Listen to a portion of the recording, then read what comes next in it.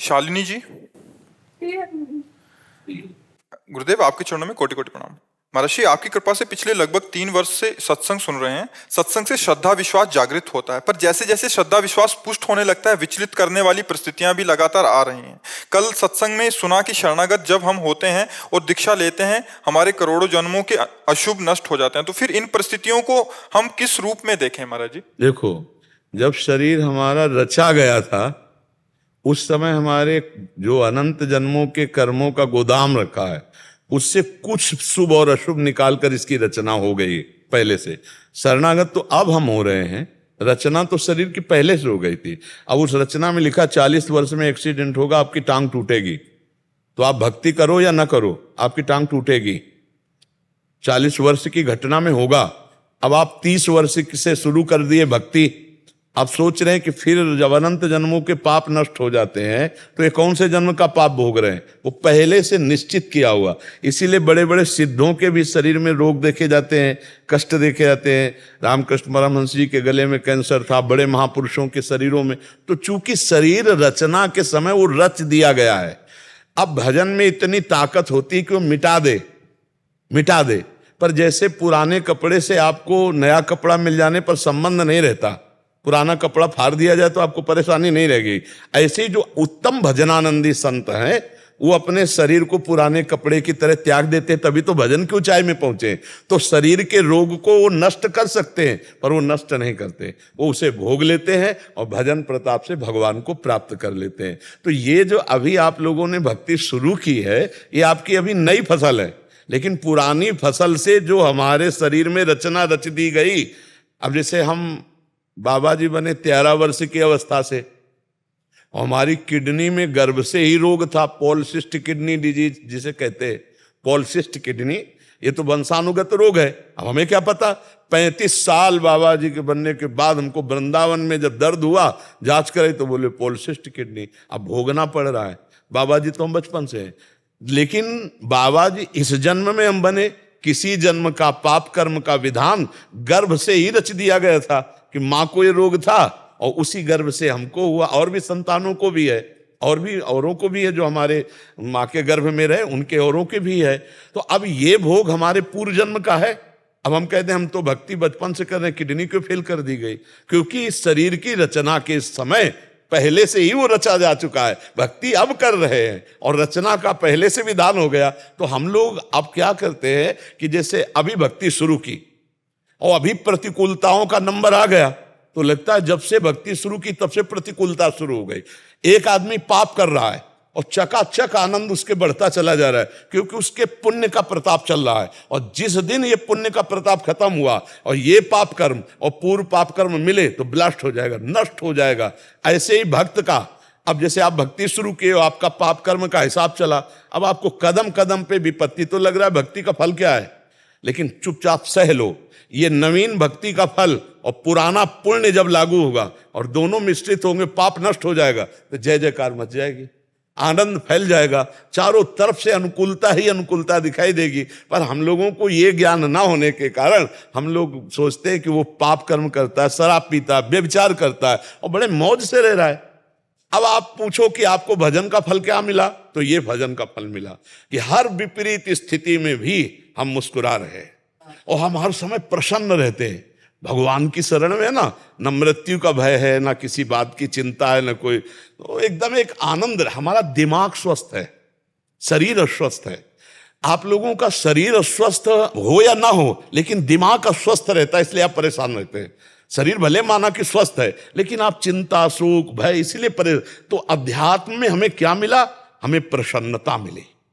तो ये कोई न सोचे कि भक्ति निष्फल जाती है। तो हम ये इसलिए अपनी बात इसलिए सुना देते हैं कि तुम्हें ये विश्वास हो जाए कि भगवान के मार्ग में दुख जो पूर्व से आया है उससे बचने की सामर्थ्य मिलती है। ये भक्ति में नहीं कि हम भक्ति शुरू की तो हमारे अनंत जन्मों के जब पाप नष्ट हो गए, तो किस पाप का? जिस पाप से निकालकर हमारे शरीर की रचना हुई है वो तो पहले हो गई ना। शरणागति तो हम अब हो रहे हैं, तो अब हमको सामर्थ्य मिलेगी सहने की, भोगने की, लेकिन भोगना पड़ेगा। अवश्य में वो भोक्तव्यम कृतम कर्म शुभाशुभम। इसलिए प्रसन्न होकर के चलो, ये संघर्ष में जीवन जियो। ऐसा क्यों डरते हो कि मतलब विपत्ति और दुख? अरे नहीं, चीर कर आगे निकलो विपत्तियों से। हम भगवान के अंश हैं, हम किसी भी स्थिति में हारने वाले नहीं। हर मार को सह कर राधा राधा कदम आगे बढ़ाते चले जाओ तो मंजिल हासिल हो। एक बार उस चढ़ाई पर चढ़ गए, खत्म खेल। अब किसी की ताकत नहीं कि किसी भी तरह से गिरा सके, क्योंकि वो ऊंचाई ऐसी होती जैसे भुना हुआ चना, चाहे जितना खाद पानी लगाओ अंकुर नहीं आएगा। ऐसे ही जब चित्त भगवदानंद में, तो फिर संसार के भोगों का आकर्षण थोड़ी हो सकता है। इसलिए बहुत आनंद का विषय, विश्वास मानकर चलो, आगे माला माल हो जाओगे। पर हमारे वचन में इतनी सामर्थ्य नहीं कि मैं उस आनंद को बोल सकूं जो मेरे प्रभु दिए हैं। हाँ, वो मतलब आप ये समझो, हर समय मेरा मन नाचता रहता है। प्रिया प्रीतम के चरणारविंद का आश्रय मिल गया ना, अब न मरने का भय है न कोई गम है, क्योंकि हमें पता है हमारा शरीर छूटते ही हम अपने प्रभु के पास जाएंगे। हमें कोई संशय नहीं है, तो हमारा मन नाचता रहता है, आनंदित रहता है। तो ये भक्ति का बल है। भक्ति का बल ये है, भक्ति का ये बल वर्तमान के भोगों को मिटा देने का नहीं। अगर मिटाने में लगते हो तो भगवत प्राप्ति नहीं होगी। पैसा है, अगर इधर खर्चा कर दिया तो फिर आगे की यात्रा रुक जाएगी। इसीलिए बड़े बड़े संत भोग लेते हैं, मिटाते नहीं, क्योंकि ये तो नष्ट ही होगा, आज नहीं तो कल नष्ट हो जाएगा। भाई जिनकी किडनी नहीं खराब, क्या वो नहीं मरते क्या? जवान जवान आदमी, कुछ मिनट में घटना घटती है, हार्ट दिल फेल हो जाता है, एक्सीडेंट हो जाता है, कोई घटना, तो ये तो मृत्यु लोक है, शरीर तो जाएगा ही। तो ज्ञान का मतलब है शरीर के राग से हटकर भगवान में चित्त जोड़ देना, ना कि शरीर के सुधार में बने रहना। इसलिए भक्ति को धोखा मत समझो, भक्ति को दुख देने वाली मत समझो। भक्ति तो आनंद प्रदान करने वाली, भगवान को अधीन करा लेने वाली। भगवान कहते हैं अहम भक्त पराधीनो अशुतंत्र युद्ध, भगवान भक्त के अधीन हो गए। देखो, जहां अर्जुन के पादुका हैं वहां भगवान बैठे, सारथी बने रथी की। जहां आप सोचो, जिनके चरणों की रखने की चौकी को ब्रह्मा शंकर आदि नमस्कार करते, वो भगवान श्री कृष्ण कहाँ अपने भक्त के लिए कितना झुक सकते हैं। भगवान अहम भक्त पराधीन हूं, मैं भक्त के अधीन हो जाता हूं। तो भला ऐसी भक्ति प्राप्त करके हम दुखी हो सकते हैं? नहीं, कितना भी दुख दे हो, जितना कष्ट दोगे चुपचाप सहेंगे, किसी से ये नहीं कहेंगे कि भगवान हमको कष्ट दिए हैं। अब आप जैसा चाहो वैसा करो, आप चाहे सुखी रखो या दुखी रखो, हम आपको देखकर आनंदित रहेंगे। जो प्रेम का मार्ग है, अब व्यापार स्वार्थ वो बात अलग है कि हम आपसे प्यार करते हैं आप हमें सुखी करो। नहीं नहीं नहीं, हम आपसे प्यार करते हैं। अगर आप दुख भी देते हो तो मेरे लिए वो प्रसाद रूप होगा। जो ही प्यारो करे सोई मोहि भावे, प्यारे जैसा चाहे वैसे मुझे रखो। तो इसलिए भक्ति का फल ये नहीं कोई सोचे कि मेरे जीवन में दुख ही नहीं आएगा। दुख आएगा, क्योंकि पहले से निश्चित हो चुका है। दुख सहने की सामर्थ्य भक्ति देगी। एक दुख में कोई नाचे, ये केवल भक्त में होगा, दूसरी जगह नहीं होगा। श्रीवास जी महाराज के घर में चैतन्य महाप्रभु नृत्य कर रहे हैं और लड़का अकेला था, वो बीमार था। वो जे ही पधार गया तो दासी ने कीर्तन में आके कहा कि पुत्र पधार गया। उनका सांस मत लेना, महाप्रभु चैतन्य देव कीर्तन कर रहे हैं, अगर उनके कीर्तन में बाधा पड़ी तो फिर हम अशांत हो जाएं। और करताल लेकर खूब जोर जोर से नाचने लगे। महाप्रभु चैतन्य देव तो भगवान के अवतार हैं। तत्काल कीर्तन रुका और कहा कुछ बात हो गई क्या मेरे मन में? तो किसी ने बताया कि श्रीवास का पुत्र पधार गया। श्रीवास को देखा तो करताल लेकर नाच। उनका श्रीवास तुमने बताया नहीं कि पुत्र पधार गया? बोले प्रभु मुझे इतना आनंद हुआ कि आप स्वयं नृत्य कर रहे हो, जीवात्मा शरीर छोड़ रहा हो, सीधे श्री हरि को प्राप्त हुआ। इससे बढ़कर लाभ और क्या हो सकता है? और फिर नाचने लगे। अकेला पुत्र मरे और वो करताल लेकर नाचे, ये भक्ति देती है। ये भक्ति देती, दूसरे में सामर्थ्य नहीं। भक्ति का यही फल है। कल एक भगत आए थे, बहुत दिनों से जुड़े हुए हैं, वकील हैं, उनका एक ही पुत्र था और अभी पधार गया। तो वो आके यही कह रहे थे कि आपको कैसे बताऊं, सत्संग ने मुझे कैसे बचाया, नाम जप ने मुझे कैसे बचाया। नहीं, ये दुख मैं नहीं झेल पा सकता था। मान लो बड़े वकील हैं और इसके बाद जितना अर्थ कमाया वो सब पुत्र के लिए, और पुत्र चला गया, अब जीवन में क्या रह गया? फिर भी वो प्रसन्न है, फिर भी वो संतुष्ट है, क्योंकि वो भगवान के विधान को जान रहे हैं और सत्संग सुन रहे हैं। तो भक्ति हमें सहन करना सिखाती है। भक्ति हमें सहन करना सिखाती है। ये हमारे पूर्व जन्मों से जो निकला हुआ हिस्सा है वो है, और जो गोदाम जमा है उसमें आग लग जाएगी।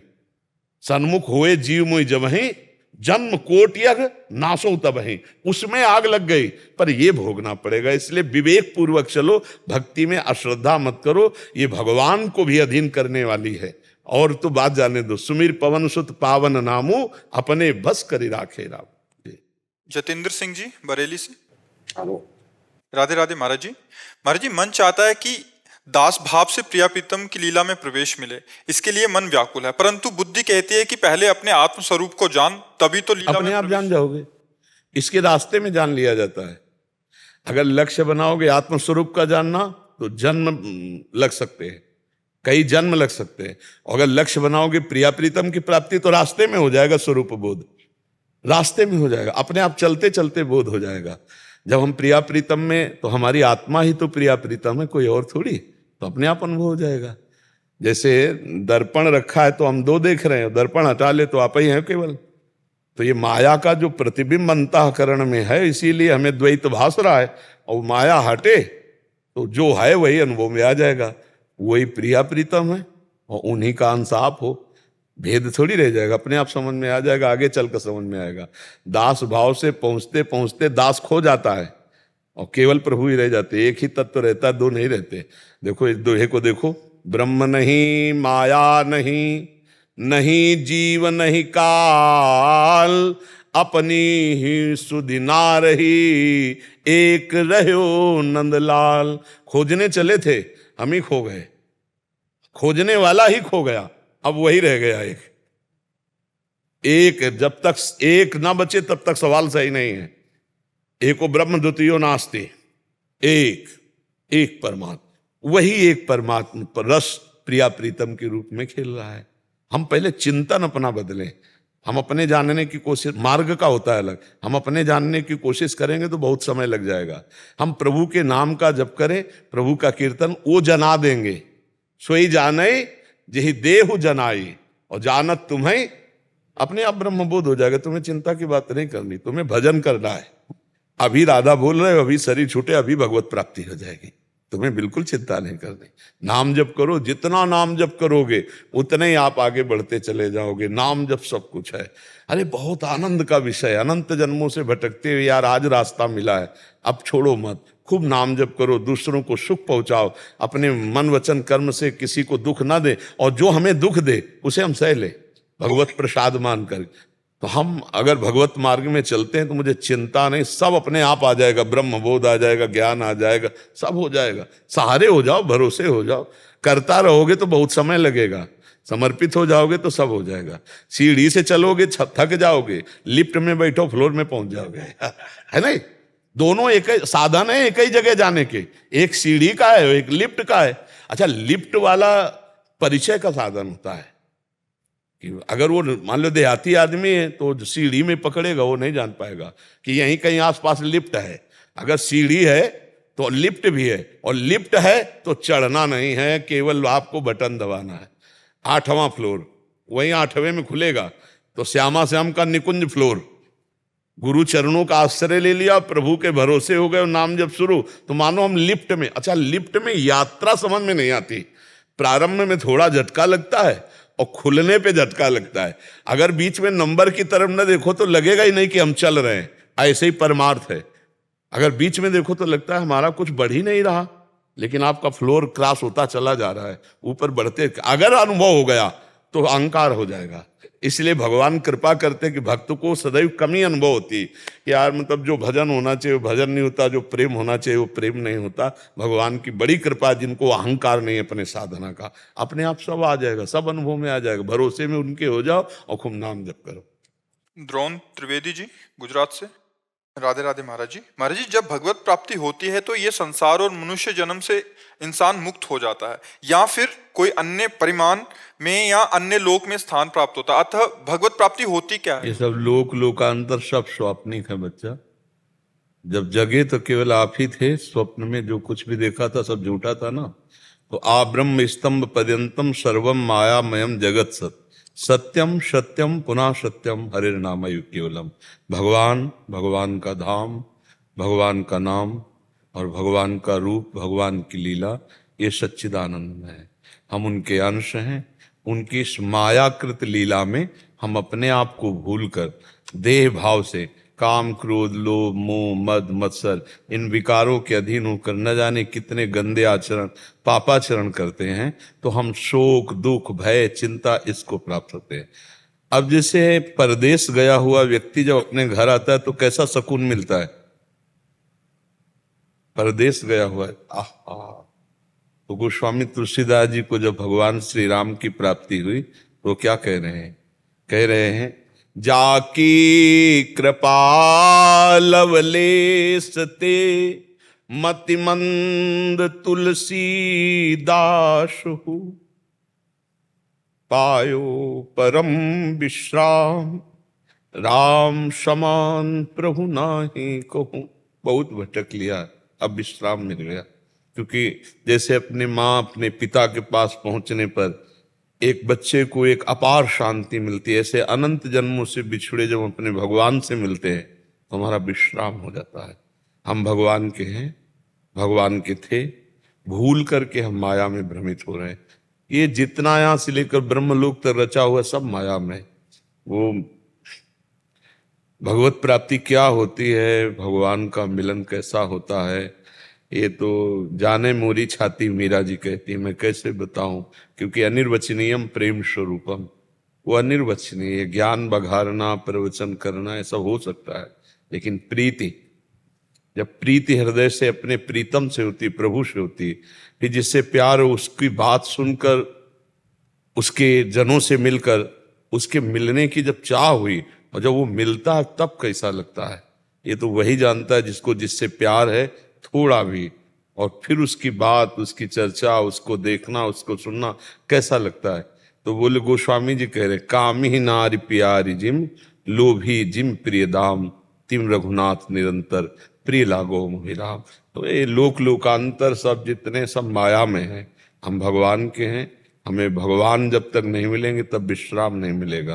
देखो रुपया कमा लो, पढ़ लिख के डिग्री नौकरी पद, लेकिन मरना है।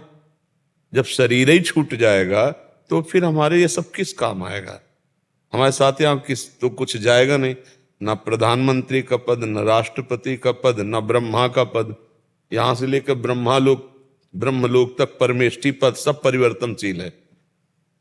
अलग अलग तपस्वी जाकर के ब्रह्मा बनते हैं, अलग अलग देवराजेंद्र बनते हैं। ये कब तक हम भोगते रहेंगे माया का नाटक।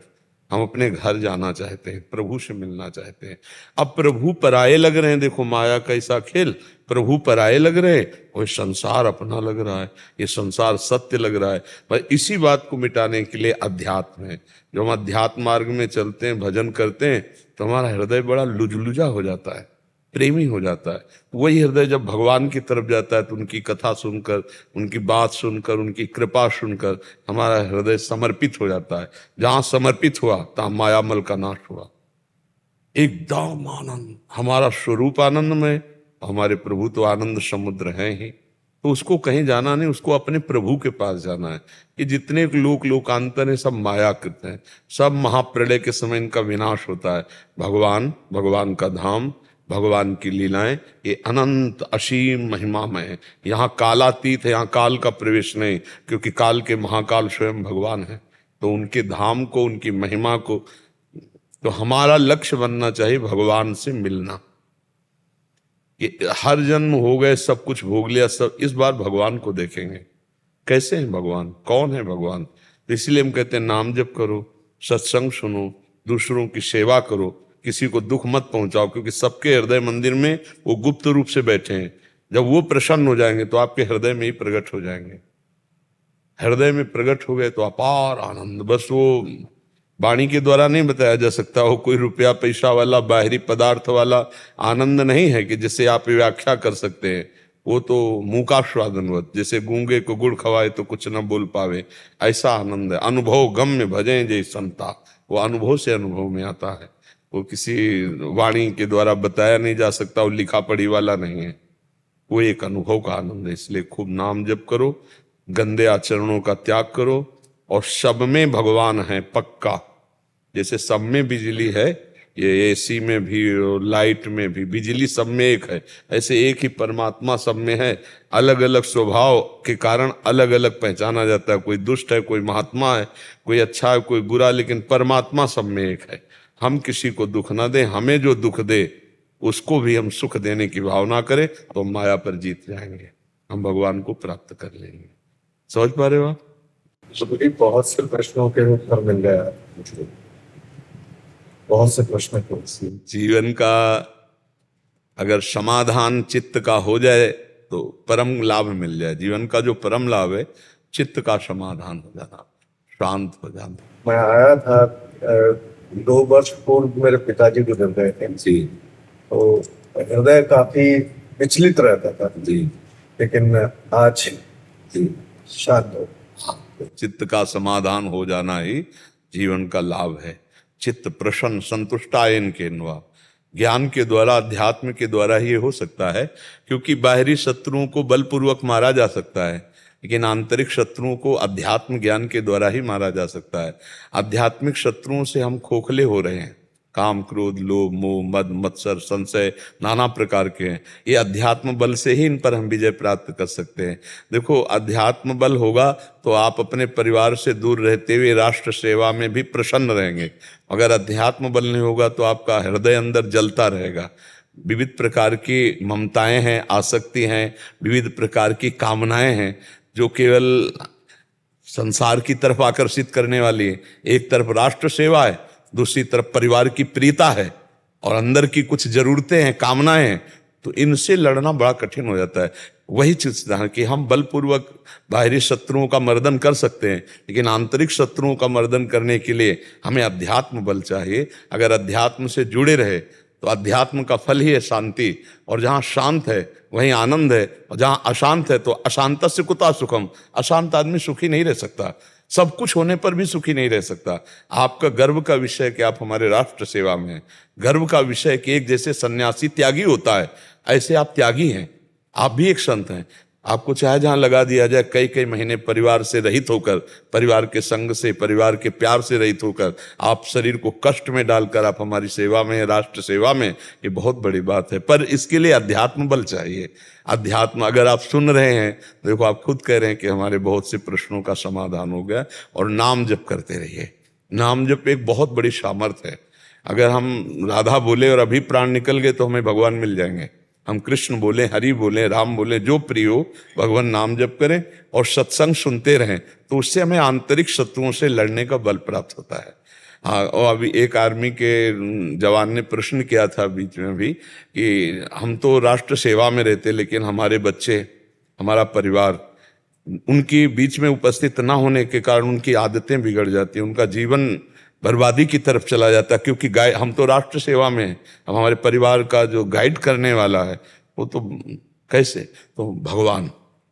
तो हम ऐसा ही निश्चय करें कि अपने जीवन को तो हमने राष्ट्र सेवा में दे दिया और भगवान का चिंतन करते हैं, तो भगवान मेरे परिवार का भरण पोषण करेंगे और भगवान उनकी बुद्धि को शुद्ध करेंगे। भगवान ही तो ड्राइवर है ना। जैसे अर्जुन के रथ के सारथी बने ना, ऐसे हमारी खोपड़ी में बैठ गए तो लाखों का कल्याण करवा देंगे। ऐसे आपके परिवार की खोपड़ी में बैठकर वो सतमार्ग में चला देंगे। दृढ़ विश्वास रखे, भगवान पर विश्वास रखे। ठीक है। अभी हम कर्म प्रधान में चल रहे हैं, धर्म के लिए मेरे पास संभवतः वक्त नहीं। इसी को धर्म बना लीजिए। अपने कर्तव्य को पूजा बनाकर, भगवत स्मरण परायण रहकर, धर्म पूर्वक जो आपका कर्तव्य है उससे ना नीचे उतरे तो यही धर्म हो जाएगा। लेकिन इस मार्ग में कष्ट बहुत आते हैं, क्योंकि किसी भी मार्ग में कष्ट क्यों नहीं आते? आप कौन सा मार्ग में बताओ जिसमें कष्ट लो? हर मार्ग में कष्ट है और हर मार्ग में सुख है। बराबर कष्ट ही रो ऐसा भी नहीं है, और बराबर सुख भी हो ऐसा नहीं। आप यहां से लेकर के किसी भी पद का नाम लीजिए जिसमें बराबर सुख हो, ऐसा नहीं है। हम तो हर पद वाले से मिलते हैं, सबकी समस्याएं होती है। लेकिन मौजूदा समय में महाराज जी ऐसा प्रतीत होता है कि जो मार्ग से थोड़े कुमार्गी हो गए हैं उनको ज्यादा मतलब तरक्की कह लीजिए या नहीं, उनकी जैसे फांसी की सजा देने वाले को अंतिम इच्छा पूछी जाती है ना, ऐसे उनकी अंतिम इच्छा होती है। आप ये भी बात समझ लीजिए। ऐसे धोखे में फंसा के मारे जाते हैं जिनका उत्तर नहीं होता। जो हम अधर्माचरण करते हैं उससे जो हमारी उन्नति होती है वो हमारे नाश का कारण बनती है, सुख शांति का कारण नहीं। इतना आप जरूर प्रार्थना समझ लीजिए कि आज ठीक है आप चैन में हो, लेकिन बाहरी। कल आपको बेचैन करने के लिए वो जो इधर उधर हुआ है वो आपको इधर उधर कर देगा। आप जो धर्म से चलोगे तो हो सकता है आपके खिलाफत करने वाले हों, आप वो सुख सुविधाएं नहीं ले पाओगे जो आप अपने पद से ले सकते हो, लेकिन आपके अंदर एक सत्य होगा, एक धर्म होगा, एक निर्भयता होगी।